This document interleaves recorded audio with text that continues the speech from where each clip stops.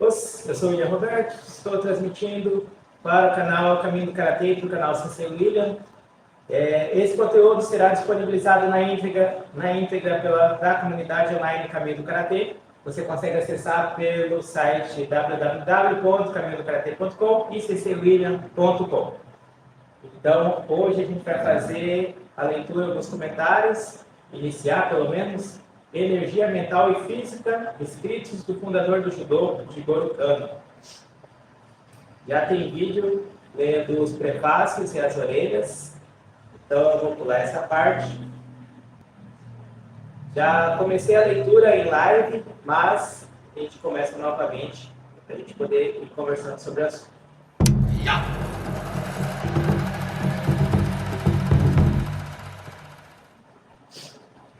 Uma breve história do Jiu-Jitsu. Aliás, uma breve história do Jiu-Jitsu. Jiu-Jitsu, uma arte de ataque e de defesa.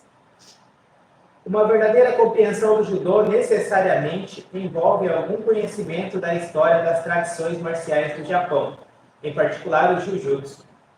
Muitas pessoas conhecem o termo Jiu-Jitsu, mas acham que elas ficariam perdidas se lhes pedisse para explicar o que isso significa.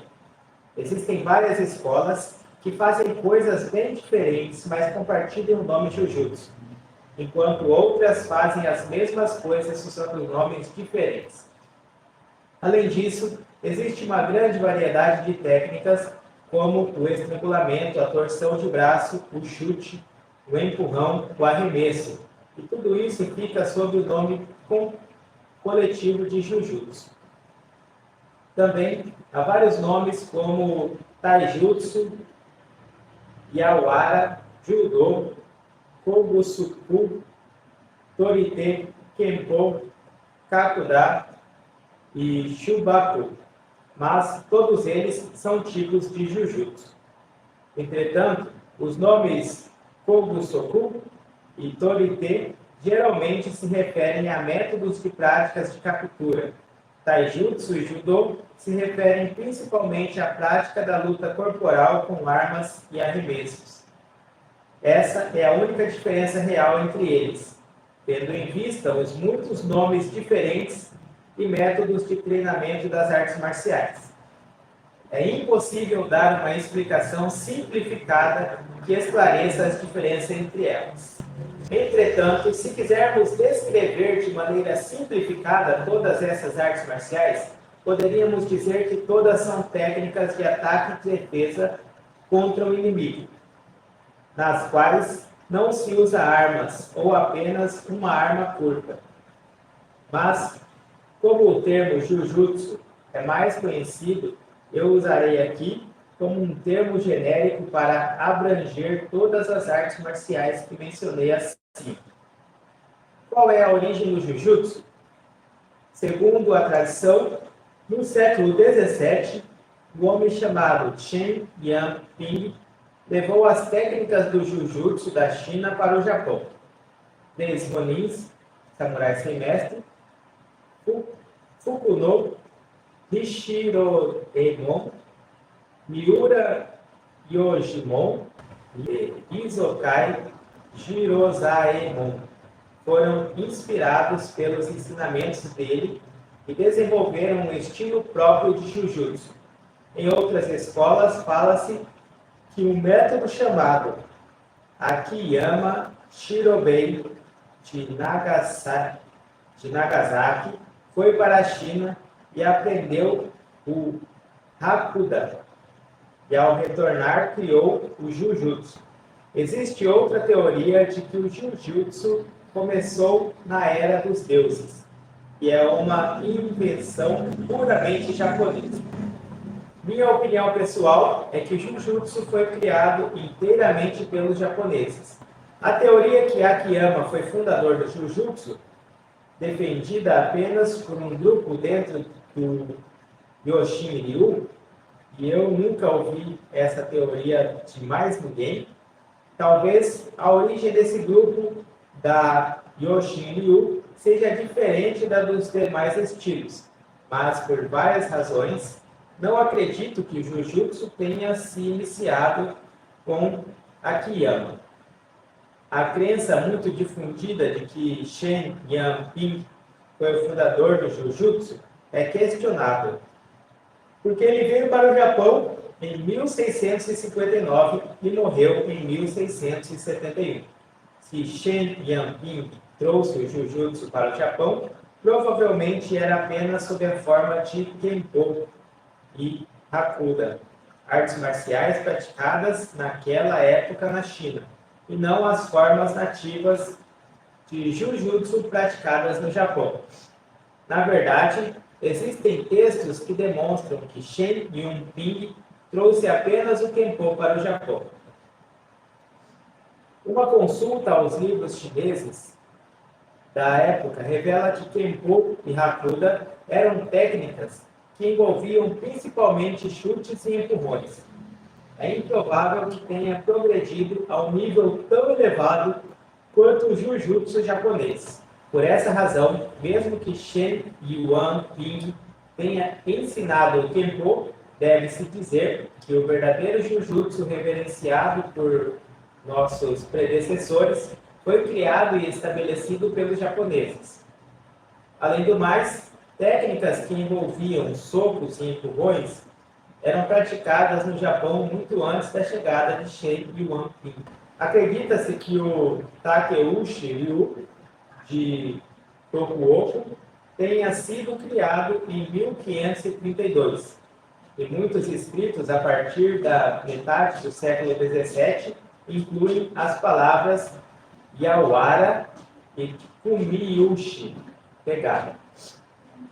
É improvável, por todas essas razões, que Shen Yuanping tenha apenas de alguma ligação especial com a origem do Jujutsu. Eu, de fato, não acredito que haja qualquer ligação. É plausível, no entanto, que ele tenha ensinado uma série de técnicas de Kenpo para Fukuno, Miura e Isokai, transmitindo algum outro ensinamento e travado esclarecedoras discussões com eles, motivando seus treinamentos. Nessa época, dizer que alguém tinha aprendido algo com o chinês era como dizer hoje em dia que tinha aprendido algo com o ocidental. É bem provável que as outras pessoas considerassem esse ensinamento algo digno de respeito. Por esse motivo, não podemos determinar o ano ou o mês em que o Jujutsu se iniciou, mas apenas dizer que ele evoluiu desde os tempos antigos através de muitas gerações. Graças à genialidade de várias pessoas, entretanto, não se acredita que ele tenha ganho popularidade e atingido o status atual antes da época de Shen Yuanping, ou seja, até meados do século XVII. Desde então, ele atravessou vários graus de reconhecimento. Na época da restauração Meiji, em 1868, ele já tinha se difundido aos poucos pelo país e muitas escolas já estavam firmemente estabelecidas. O propósito do Jujutsu. O propósito original do Jujutsu era a prática de um método de combate.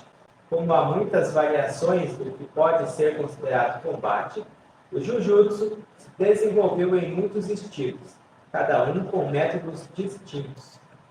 Em um estilo, a intenção era principalmente derrubar e matar o oponente, enquanto em outro, era capturar o oponente e matá-lo por meio de golpes em punhos em pontos vitais.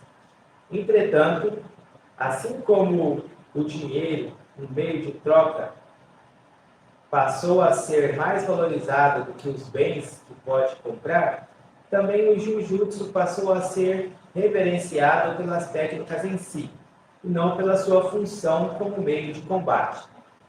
Certas escolas e estilos vieram a ser estudados como algo bastante distante do conceito de combate.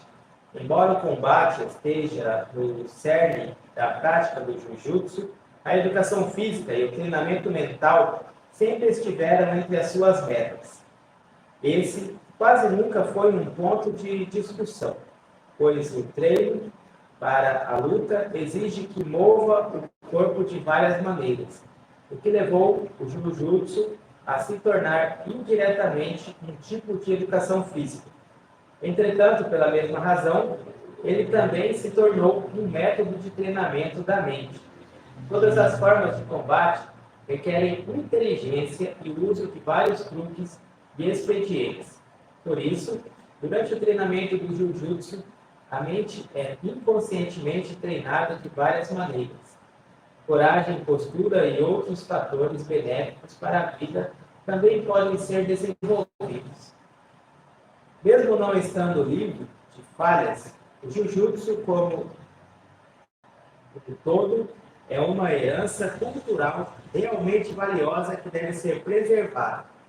No meu entender, com algumas melhorias, o Jiu-Jitsu poderia se tornar um método abrangente de educação física, treinamento intelectual e educação moral. Então, passei vários anos desenvolvendo minhas ideias até finalmente criar o Judô Kodokan. Eu fiz isso pesquisando tanto quanto possível o Jiu-Jitsu que até então existia, mantendo o que, no meu entender, valia a pena manter e descartando o restante, estudando profundamente as técnicas e teorias e reformulando-as de uma maneira que fosse explicável para a sociedade atual. Então, a princípio vai ser isso. Eu li o primeiro capítulo aqui. O próximo capítulo vai ser do Jiu-Jitsu ao Judô. Os escritos do mestre fundador de Judô, Jigoro Kano, é importante para o praticante de Karatê e de outras artes marciais, porque, primeiro, ele é um intelectual, né? Na época, ele era professor da Universidade do Japão, né? Ele foi quem abriu as portas do Karatê para o Japão continental e possibilitou essa transição do Karatê como aquela forma primitiva de luta para a forma moderna, primitiva entre aspas, né?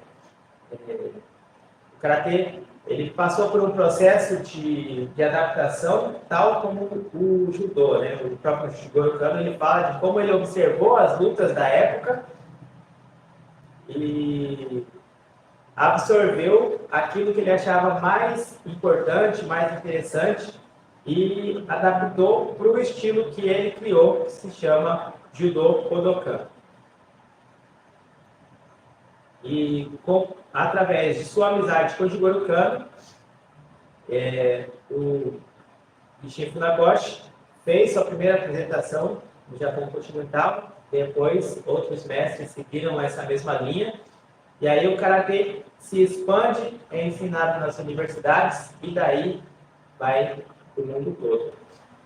E esse conceito, né, de energia mental e física ajuda a uma compreensão mais ampla das artes marciais, seja ela qual for. Certo? Então, vou continuar a leitura desse livro amanhã e outros dias, sempre que for possível voltar e abrir o assunto para a gente conversar e deixar o assunto em alta aí. E caso você tenha interesse em acessar os conteúdos completos, né, as lives completas e tudo aquilo que eu produzo, acessa caminhodokaratê.com ou senseiwilliam.com. Lá tem artigos, lá você acessa os meus cursos, os e-books e a comunidade online Caminho do Karatê, onde a gente fala de filosofia, história e a prática do Karatê. Então você tem acesso aos meus treinos, às minhas aulas e ao tudo mais o que eu produzo, as lives inclusive. Tá certo? Obrigado por ter assistido. Até a próxima.